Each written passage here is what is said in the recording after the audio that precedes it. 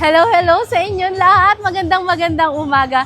Alam nyo, ngayon nandito kami sa P. Gomez para sa releasing ng Kaagapay program, medical assistance. Alam nyo, sobrang daming tao ngayon dito. Almost 800, 900 yata yung nandito na maaabutan ng tulong mula kay Yorme Isko Moreno. Talagang ramdam natin na may gobyerno dito sa lungsod ng Maynila na handa kayong pakinggan sa inyong hinaing at pangangailangan. Kaya samahan niyo ko alamin ang kwento ng bawat ng ating kadistrito. Samahan niyo ko.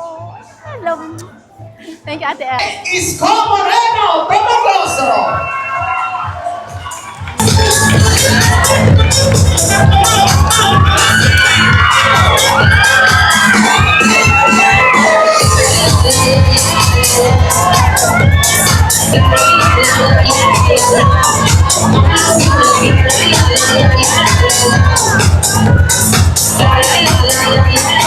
Good morning, Sorry. Yorme. Yorme Isko Moreno, Pamagloso!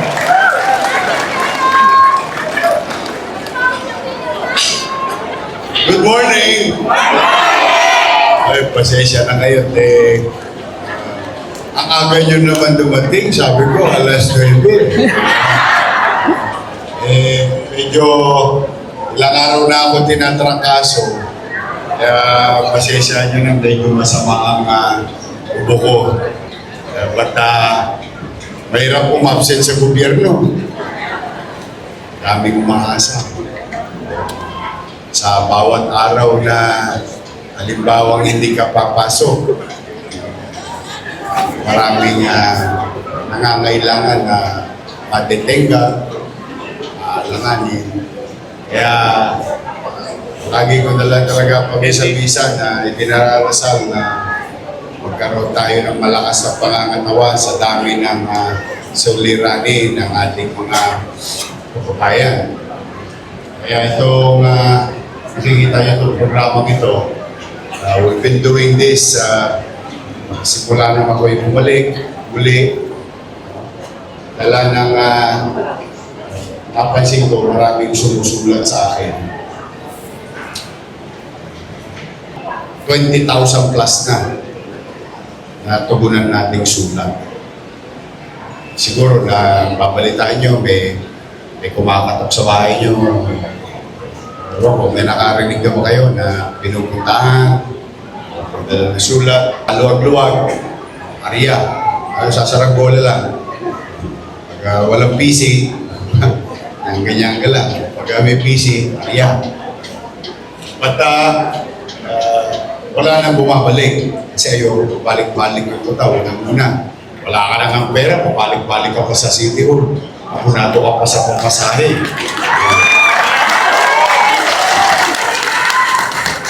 But with that, ginawa natin, pinalawak pa natin. Ngayon, binaligtad naman namin. Parang kayo mahihiyang sumulat.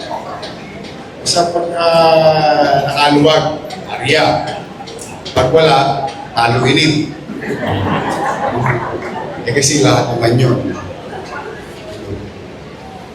But this morning, ito'y bunga ng napapansin ko na dumarami talaga ang kakaproblema. Economically at saka yung kalusugan. Kaya mag-ingat kayo, uso-uso sipon. Ubo, rangkaso. Yung bulsa ko na lang hindi pa tinatamaan. At yan, masakit sa katawan ha. Masakit sa katawan ng rangkaso. But ito yung Kaagapay program.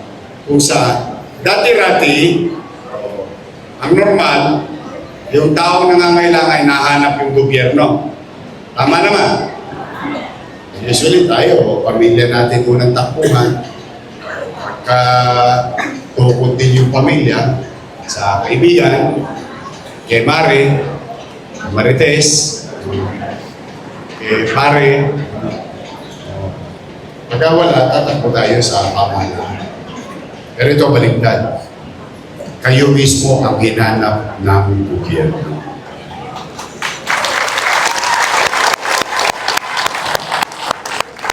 Dahil sa mga kasamaan nating kaagapay, nalalaman namin yung natatayuan ninyo. At kaya ito mismo yung gobyerno na ang umanap. At sa maliit naming kaparaanan, dito ang ating Good morning, Boss kusihal. Ayan, si Kusihal Karen Alibarba, si Kusihal Pa Pugoso, si Kusihal Maile Achesa, si dating Kusihal natin. Kilala niyo ba ito? Siya, makatayin ko. Baka umabdi lalo yung nararamdaman niyo.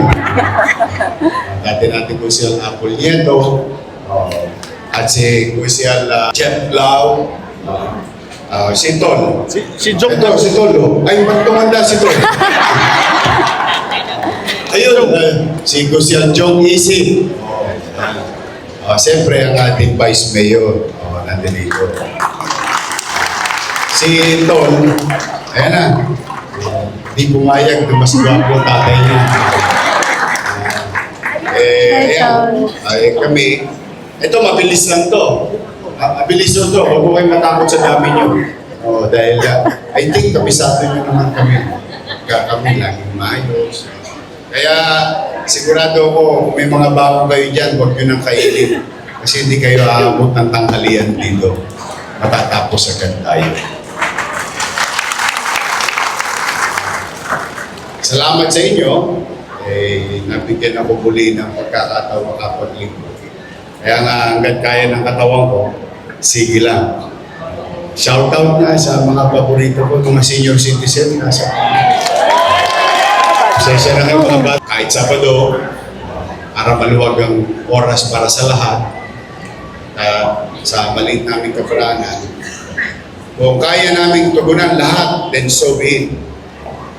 Kung hindi man, at least, paibsan namin yung katatayuan ninyo, yung suliranin ninyo ang kinakarap.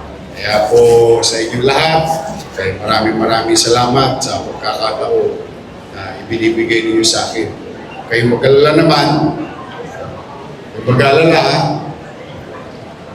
kayo masyado mag-entertain ng kwento. Dito na lang ako sa Maynila. Masaya na ako rito. Hindi na tayo aalis dito.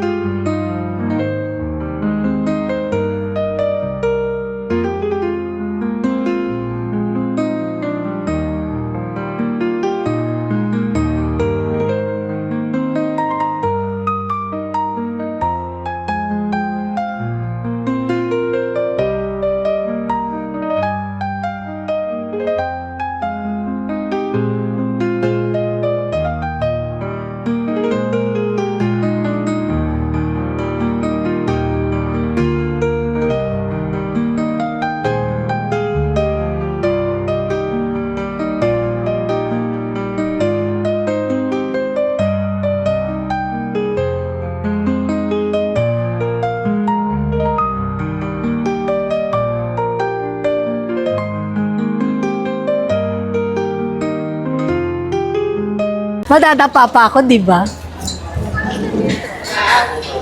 Bye, Yuri! Ay, Yuan pa! Kasalanan ni John Patrick. Kasi alam mo, ang tagal mo na akong di sinasamahan. Sabi ko, iniwan mo na ako. Bye, mga...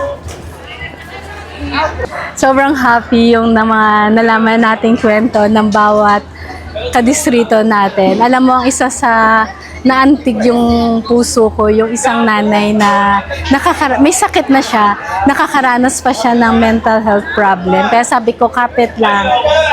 Sabi ko, lagi niya isi-share, isigaw niya yung nararamdaman niya. Kasi hindi madali magkaroon ka ng mental health problem. Kaya napakaganda ng programang ito, ang Kaagapay, na talaga naman kaagapay nyo ang lungsod ng Maynila kasama ang ating Yorme Isko Moreno. Basta laging nandiyan dyan para sa inyo, makakaasa kayo. At syempre sa lahat ng mga pasyente at nilalakad nila kanina, hangad natin yung madali ang paggaling. Basta manalig lang, keep on praying. Marami pang darating na ganitong tulong si Yorme para sa ating mga kadistrito at para sa buong lungsod ng Maynila. Maraming salamat. Palakpakan din natin ng Kaagapay at syempre yung mga staff ni Yorme na talaga umaga pa lang nagsiset up na yung mga Kaagapay. Thank you so much. I love you all. Mwah!